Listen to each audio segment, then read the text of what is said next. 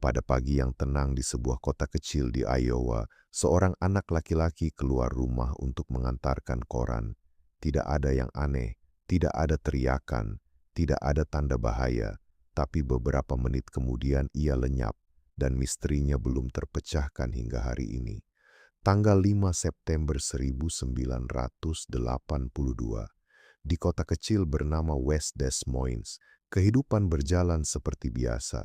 Jalanan masih sepi, udara pagi dingin dan tenang. Kebanyakan orang masih tertidur ketika seorang bocah berusia 12 tahun bernama Johnny Gosch bangun dari tempat tidurnya. Seperti rutinitas setiap minggu, Johnny bersiap mengantarkan koran. Ia anak yang bertanggung jawab, rajin, disukai tetangga. Tidak ada alasan siapapun menduga bahwa pagi itu akan menjadi terakhir kalinya keluarganya melihatnya. Ibunya, Noreen Gosch, sempat menawarkan untuk menemaninya, namun Johnny menolak. Ia merasa sudah cukup besar untuk melakukannya sendiri. Keputusan kecil itu menjadi awal dari mimpi buruk yang tak pernah berakhir.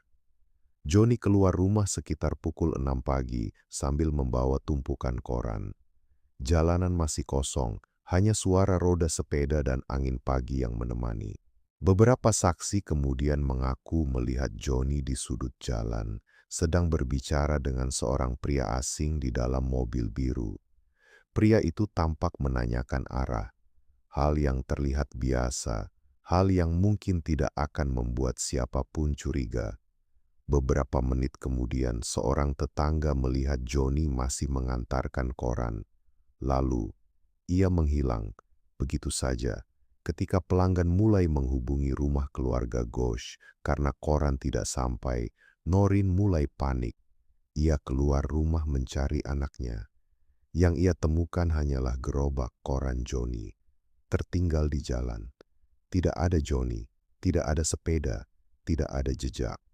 Bayangkan kepanikan seorang ibu ketika menyadari anaknya lenyap hanya beberapa meter dari rumah. Polisi datang. Pencarian dilakukan besar-besaran. Warga turun ke di berita nasional. Tapi hari berganti minggu, minggu berganti bulan. Johnny tidak pernah ditemukan. Lalu kasus ini berubah dari sekadar penculikan menjadi sesuatu yang jauh lebih gelap. Penyelidikan menemukan bahwa pada pagi itu ada lebih dari satu pria mencurigakan di sekitar rute koran Johnny. Satu pria di mobil biru, satu pria lain berdiri di jalan berbicara dengan anak-anak pengantar koran, seolah-olah mereka sedang menunggu seseorang, dan seseorang itu adalah Johnny. Kecurigaan mengarah pada jaringan penculikan anak. Teori berkembang bahwa Johnny bukan diculik secara acak, melainkan sudah menjadi target.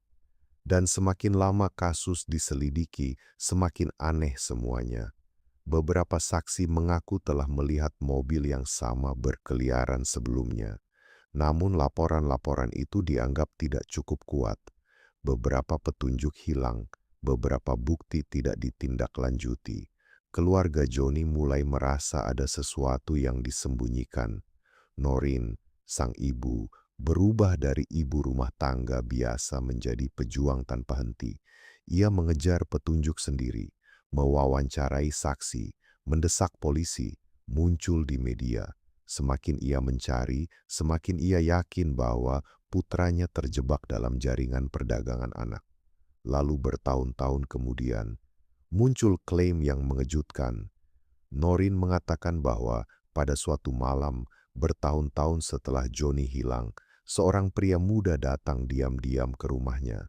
Pria itu kurus, trauma, penuh ketakutan, dan ia mengaku dirinya adalah Johnny. Menurut cerita Noreen, pria itu mengatakan bahwa ia telah diculik dan dipaksa hidup dalam jaringan eksploitasi selama bertahun-tahun. Ia hanya datang sebentar untuk memberitahu bahwa ia masih hidup. Lalu ia pergi lagi.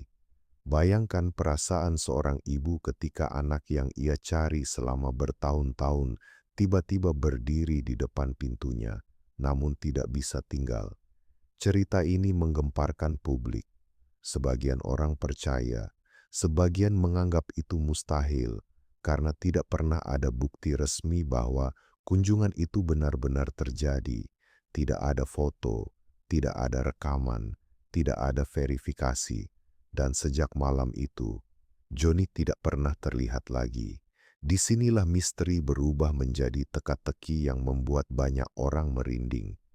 Apakah Johnny benar-benar datang malam itu? Apakah ia benar-benar hidup? Atau seorang ibu yang sangat terpukul mulai mempercayai sesuatu yang ingin ia percayai? Pria misterius yang datang ke rumah ibunya. Bukan pula soal teori perdagangan anak. Twist sebenarnya adalah ini. Misteri Johnny Gosch mungkin tidak pernah dimaksudkan untuk dipecahkan.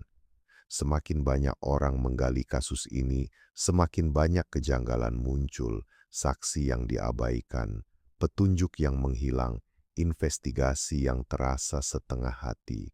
Seolah-olah ada sesuatu yang lebih besar bahwa seseorang memastikan ia tidak akan pernah ditemukan.